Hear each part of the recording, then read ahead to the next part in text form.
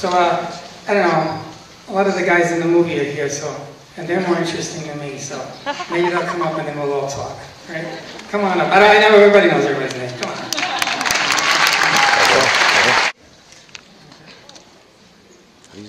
Okay, I don't know. If you want to ask questions, we'll ask questions and then we'll all talk. You know everybody here, right? Did I get to introduce them now? How you doing? All right, excellent. First one, I'll ask the first one. You know, so you were here with Boondock Saints a few years ago. When did you come? Come on, man. A guide to recognize these things. I don't know. Oh, a guide to recognize things. Excuse me. When did you cartoon? I think. When did you decide to make this your next project, and what was that process?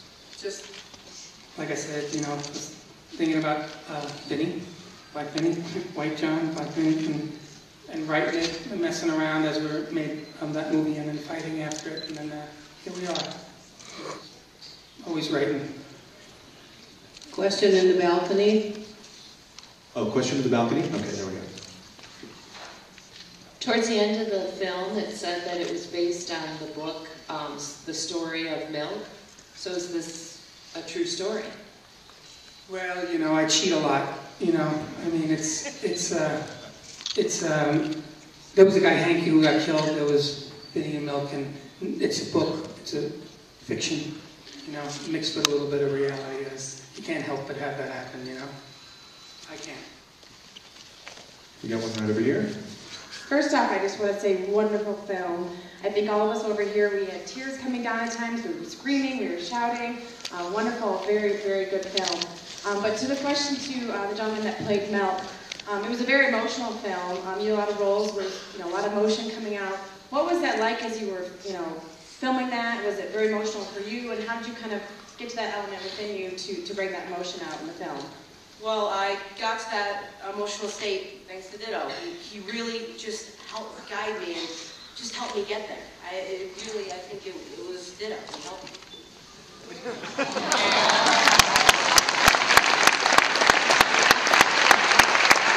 If I show you the audition tape, you would not give me as much credit. So he would.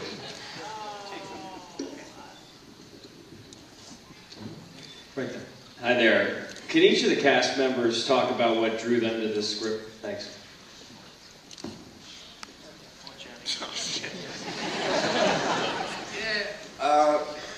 You know, Ditto and I, this is our third film together. You know, he's been absolutely a mentor of mine from the very beginning. So, I mean, obviously, he was, you know, the one and only reason, but not the only reason. He sent me a YouTube video about 3:30 in the morning, and as he usually does, and it's usually weird things, but this one was very pointed at this character, and it was just a man trapped in an elevator for about 48 hours, and there was a camera on him, and all the things that he did in this elevator, he, you know, laid down, sat up, he was doing jumping jacks, push-ups, and then he just said the one subject was, "This is Milk," and he's just trapped. And I feel like everybody probably understands what it feels like to be trapped at some point in their life, or, you know, in something they haven't maybe told exactly the full truth at. And, you know, it's scary to try to think, you know, and be that, because you feel like you're not doing anything half the time. He convinced me that the less that I did, the better it would be. So, you know, I don't know if that's just my bad acting or he just actually doing it. But, you know, it was a really real experience to be utterly trapped in jungle. That's why.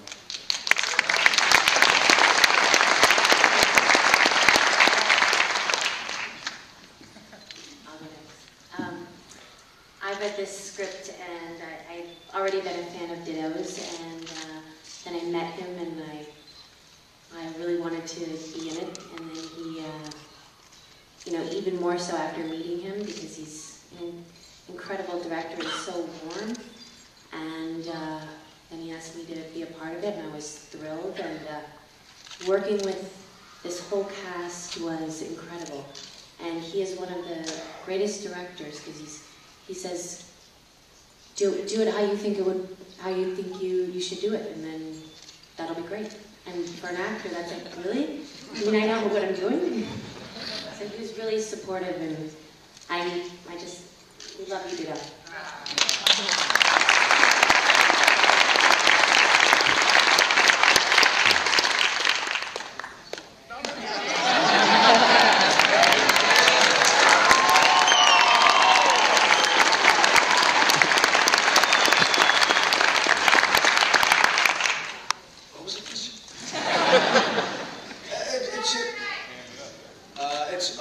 It's always for me. It's always about the story and the script. And I read the script, and actually somebody else was cast in it, and they dropped out.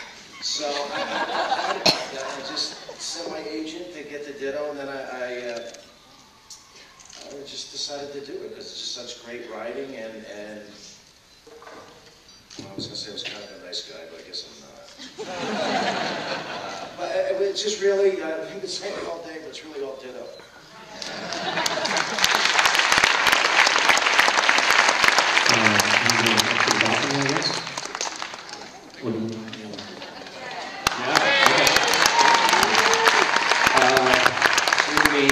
My unemployment was about to run out. No, I actually got sent the script really last minute, and they asked me if I wanted to meet with Ditto, and I didn't know who he was, so I read about half the script, and I did some research on him, and then we met at Starbucks in Santa Monica. I was like, oh, you were in all these punk bands. And I only wanted to talk about punk, and he only wanted to talk about movies. He was like, do you know my movie, You Got to Recognize Your Saints? I was like, no. So I went home and watched it, and was like, and actually, like, at that point, like, I knew that, I don't know, it was something I fought for really, really hard, and there was a lot of other extremely talented people that I went up against, and so it's like you know, again, it's a testament to Ditto that he, like, believed in me. Okay, I guess we'll take the question. Okay, yes. Well, I watched the guys Recognizing Your Saints, and I loved Ditto's storytelling. It was unique and it was gritty. And so I expected the same of this movie. I mean, I expected the exact same for The Son of No One. And I think that's what we got. Honestly, I have nothing else to say. It was good. It was great. What did you want people to feel at the end of this film? Anybody who For me specifically, just trying to do, you know, a lot with very little. I think I might have about 15 words or lines in this entire movie, and Ray pretty much just, you know, beats me up the entire and talks. He has all the heavy lifting, so I just kind of got to, you know, react off of his brilliant performance. And, you know, but just truly, I mean, when you're trying, you know, like I didn't grow up in the projects, so, you know, I don't know what it's like to feel that low.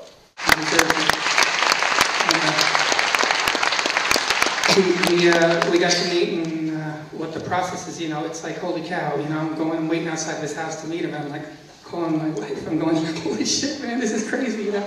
I mean, I'm a star, I go nuts, anybody walks down the street here, I'm like, holy cow, you know? So now I got everybody with me, so I'm like, oh, now I know he's really weird, you know? But I love him, and you know, the first day, what I'll say, I'll tell you two quick things about him that I know, you know? That isn't much, but besides the fact that I'm in awe, you know, he showed up, and the first day he had just turned 70, and they were like, we had 5 pages of the scene where he's talking with Jake, sitting outside, and I'm like, oh my God, he just turned 70, we got half a day to shoot 5 pages, that's crazy, you know? And then we did one quick rehearsal, and he missed 2 words, and at the end he goes, I think I missed 2 words. I was like, yo, that's really weird, you know? It was just so great. And Jordan dunked on me, and I'm like surprised, you know what I mean? So the other thing that was a funny story with him is we were sitting outside one day, and it's like looking out, you know, we have all the extras there, and it's, you know, Queensbridge Project's a little bit rough, you know, and he goes, this place is so nice, you know. I wish my kids could live here, you know. But that's kind of how he is. The little bit I know, he was as warm and cool as you see in the movies. You know, I used to always say, hey, if they made Taxi Driver with him, it would be a love story that would work.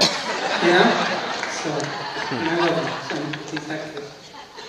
Okay, we've got time for one more. Take you in the back with the microphone. Hi, this is a question for Katie. I'd like to hear how you prepared for this role. You're playing a New Yorker, and it's a role that I haven't really seen you play in the past before. And maybe you can talk us through a little bit of the prep. And the last part of my question is, what are you up to next?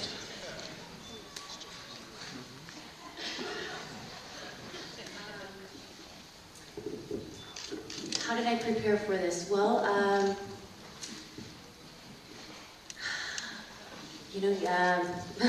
a mom, so that was something I could relate to, and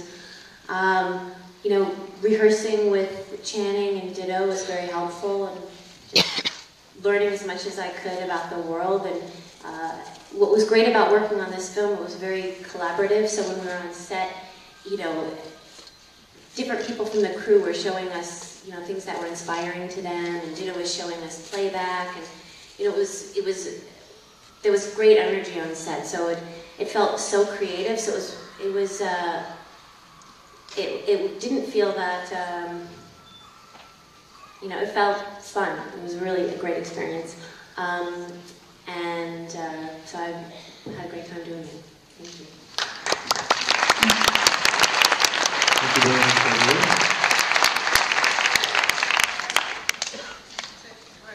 Well, thanks a lot, and see you next time. All right.